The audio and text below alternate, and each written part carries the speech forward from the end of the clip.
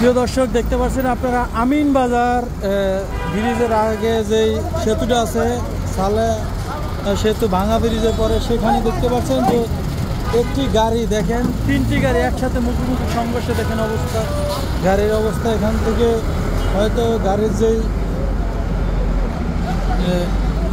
দেখতে পাচ্ছেন গাড়ির যেই থাকে সেগুলো কিন্তু বেরিয়ে গিয়েছে, এবং গাড়ির পিছন সাইডে যদি দেখে আপনাদেরকে, দেখেন অবস্থা খুবই খারাপ, এবং গাড়ির অবস্থা খুবই খারাপ। এটা সামনের সাইড পুরো শেষ, এবং দেখতে পাচ্ছেন এই যে নোয়া গাড়িটি, সেই নোয়া গাড়িটির অবস্থাও যদি আপনাদেরকে দেখায়, এই হলো নোয়া গাড়ির অবস্থা।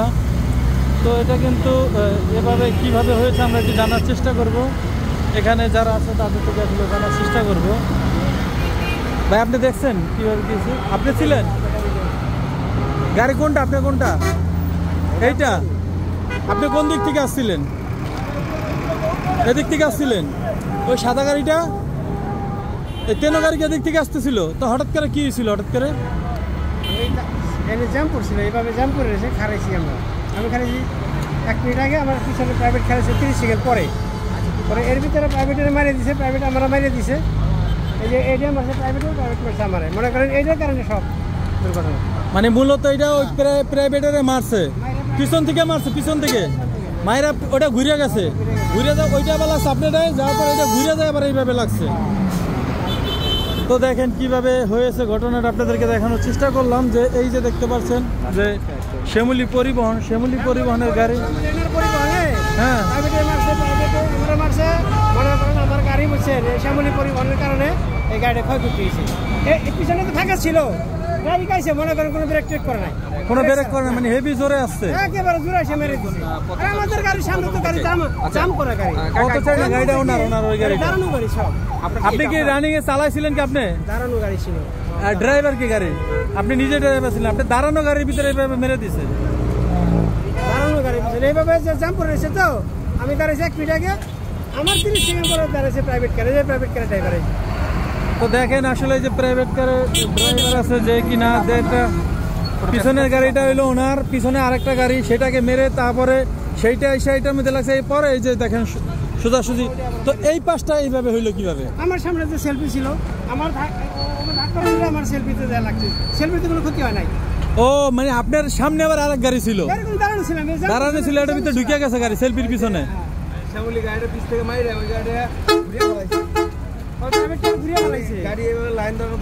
আসলে লাইনের গাড়ি, এই গাড়িটা আগে ছিল, তার পিছনে একটা প্রাইভেট ছিল, এই যে এই গাড়িটা সামনে, এই গাড়িটা পিছে মারছে, এবং পরে এসে মনে করেন ফাঁকা ছিল, তো ফাঁকা জায়গাতে এসে প্রাইভেটে মারছে, প্রাইভেট আমার মারছে। আমি তো দাঁড়ানো, আমার সামনে হাজার গাড়ি, ওনারটা আবার যায় ঢুকছে সেলফির পিছনে।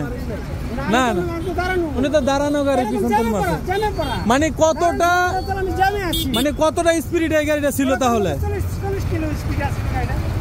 তো আসলে আপনাদেরকে দেখানোর চেষ্টা করলাম এই যে আমিন বাজারের এই যে রাস্তার ভিতরে এরকম একটা দুর্ঘটনা ঘটলো। এখানে আসলে দুর্ঘটনা ঘটার কথা না, কারণ এখানে আসার গাড়ি কিন্তু স্পেসটা অনেক বড়, আর রাস্তা কিন্তু আগে থেকে অনেক ডাবল হয়ে গেছে, এরপর কেন অ্যাক্সিডেন্ট হবে?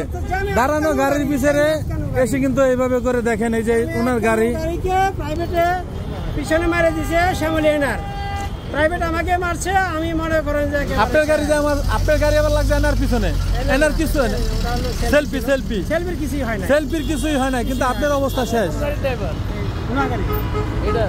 তো এই হলো অবস্থা, আপনাদেরকে দেখানোর চেষ্টা করলাম। আসলে দুর্ঘটনাটা খুবই দুঃখজনক একটি বিষয়, যে এই যে শ্যামলী আনা পরিবহনের যে গাড়িগুলো, সেটা কিন্তু এসে মেরেছে, এবং প্রাইভেটটার অবস্থা দেখেন, প্রাইভেটটা ঘুরে গেছে, মানে এমন লাগছে প্রাইভেটটা পিছন তনে এসে মারাতে, প্রাইভেটটা কিন্তু যে এই গাড়িটাকে মারার পর কিন্তু গাড়িটা ঘুরে গেছে। দেখেন এটাই সাহেব পিছনে লাগাইছিল, হ্যাঁ মায়ের ঠেলা ঘুরে গেছে, তারপরে গাড়িটা ঘুরে গেছে। আপনি বলছেন 40-এ থাকলে তো এমন হওয়ার কথা না, আরো তো মনে হয় স্পিড বেশি ছিল। না 40 স্পিড অনেক স্পিড, হ্যাঁ কি বলে? যদি সুপার স্পেশাল ভর্তা হয়ে যেতাম আরো স্পেশাল ভর্তা হয়ে যেতাম একবারে ডাইরেক্ট। কোনো মানুষের কোনো ক্ষয়ক্ষতি হয়েছে? স্বাভাবিক ক্ষতি হয়েছে, হ্যাঁ কিছু কিছু ক্ষতি হয়েছে, প্রাইভেটের ক্ষতি হয়েছে। ও তারা চলে গেছে মানে চলে গেছে, হসপিটালে গেছে না? তো মেডিকেলে চলে গেছে, দেখেন এই গাড়িটার অবস্থা। মেডিকেলে চলছে, কেউ হতাহত হয় না, কিন্তু মেডিকেলে গেছে, হয়তো কিন্তু অবস্থা খুবই খারাপ এখানে। এই অবস্থার ভিতরে তো আপনাদেরকে দেখানোর চেষ্টা করলাম যে এই যে একটি মারা যায় না, কোনো মানুষ মারা যায় না, কিন্তু এখানে যে ঘটনা ঘটছে হয়তো ইনজুরি হয়েছে এবং বিএসএর যে এগুলো বের হয়ে গেছে, মোটকা কিন্তু দোনোটা বের হয়ে গেছে। মানে তাইলে কি পরিমাণ জোরে লাগছে গাড়িটা লাগাতে। ওনার গাড়ির পিছনে কিন্তু মেরেছিল এই শ্যামলী। তো যাই হোক, যে যেখান থেকে দেখছেন, আর কি বলবো, কিছু বলার নাই।